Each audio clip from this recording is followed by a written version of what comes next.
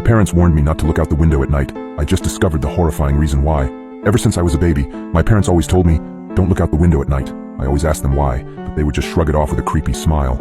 As I grew older, I stopped questioning it, but I just never could have guessed the horrifying secrets my parents were hiding. Everyone in my town also followed this weird tradition, so I thought it was normal. That was until I went to college and noticed that none of the other kids were like this. So during Christmas, when I went to my parents' house, I remember them telling me not to look out the window. I gave them a smile and a small chuckle before telling them I wouldn't. However, curiosity struck me the moment they left the room. As I lay in the dark, I came to a decision. I was going to look out of the window. Just as my hand came to the sheer white curtain of the guest room, I paused. My mind flashed to that one time when I was 12. My parents were talking in the kitchen. I was home with the flu and was about to make my way to the sink for some water, but I stopped at the doorway. I hid behind the wall, peeking my head out from the doorway just an inch. My mother was crying and my father was holding her and rocking. That poor little girl. I feel horrible for her family, whispered my mother. My father just nodded and continued holding her. I went back to my room after that. Several hours later, my dad came up to my room with several pieces of wood and boarded up my windows. What are you doing that for, Dad? I asked him. Oh, it's nothing. Just safety reasons, he replied. I learned at school the next day that a little girl was found dead the previous morning, the window broken and curtains torn. I snapped back to the present. My hand drew back from the curtain. I shook my head, cursing myself for being so weird. What was the worst that could happen? It was just a window, it couldn't hurt me, right? As I reached my hand out again, my instinct was telling me to stop. My gut twisted as I reached nearer and nearer. Just as I touched the curtain, a painful howl came from the forest surrounding the house. I flinched back, deciding to just lay down and try to get some sleep. I forgot how hard it was to get sleep in my hometown. Every night, coyotes howled for hours everywhere in town, or at least I thought they were just coyotes. The next night, I woke up in a cold sweat. I glanced over at the alarm clock next to my bed. It was midnight. I groaned and sat up in bed. A low growling sound from outside of my bedroom window. I thought back to last night and decided that I had made up my mind about looking out. I thrusted my arm towards the curtain and pulled back hard, almost ripping it away from the rod. I flattened myself against the wall next to the bed for a moment before I put one eye in front of the window. I immediately regretted my decision as I heard claws clacking up the house. I flung myself out of bed, tumbling on the floor. I stood up and got back up on the bed. I stuck my face closer to the window as the clacking got closer and closer. It suddenly stopped for a second before the most terrifying creature popped up from outside, emitting a horrible shriek as it did so.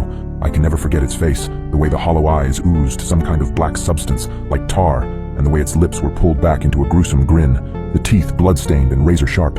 It looked like it had 4 limbs, its front 2 slamming on the glass and pounding. As I was frozen in front of the window in terror, my parents burst into the room. My father held a shotgun. He marched up to my bed and yanked me away from the window. He pointed his shotgun at the creature, shooting a bullet at it. The thing scrambled away, leaving the window almost completely shattered. Damn it, son, it was a simple task. Just don't look out the window. How hard is that? My dad shouted at me.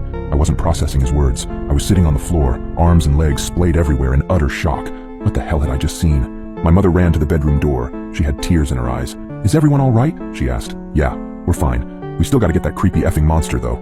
Nathan, get up. We got some work to do, my dad said. I got up as soon as I could. My dad thrust the shotgun into my arms and marched downstairs. He opened the basement door and descended, coming back with a machete and some kind of spray bottle. He sprayed the liquid onto the machete before walking to the front door and wait. Dad, what are you doing? I asked, confused. I was just traumatized, and now my dad is waiting at the door, machete in hand like he was about to kill someone. Instead of a response, my dad just hushed me. The house was quiet for several seconds before a loud banging and howling came at the front door. We heard a rip, and we knew the screen door was no more. The wood of the interior door started to splinter, and I took a few steps backward. My dad glared at me. Nathan, now is not the time for this. Point the goddamn gun and get ready to shoot. I aimed the gun at the door, trying to find the spot where the howling was coming from. The door was strong, but it wasn't indestructible. The creature burst through the door, and I pulled the trigger in a moment of terrified panic. My dad knelt down and brought his machete down on the abomination's head. The howling ceased, and my mom rushed forward with a tarp to cover the spot where the door was destroyed. Honey, are you okay? My mom asked for the second time that night. She came up to me and kissed my cheeks, as if to make sure I was still there. She went over to my dad and did the same. We're okay, both of you, get in the basement. I gotta clean this up. I asked, basement? Why the basement? Everything was going by at the speed of light, and I couldn't help but question everything that was happening at the moment. Let's just get in the basement. Your father needs to clean up, my mom said, grabbing my arm and pulling me to the basement. We sat on the couch down there for what seemed like hours before my dad came in and put the machete up. He sat on the chair in front of us with an exhausted sigh.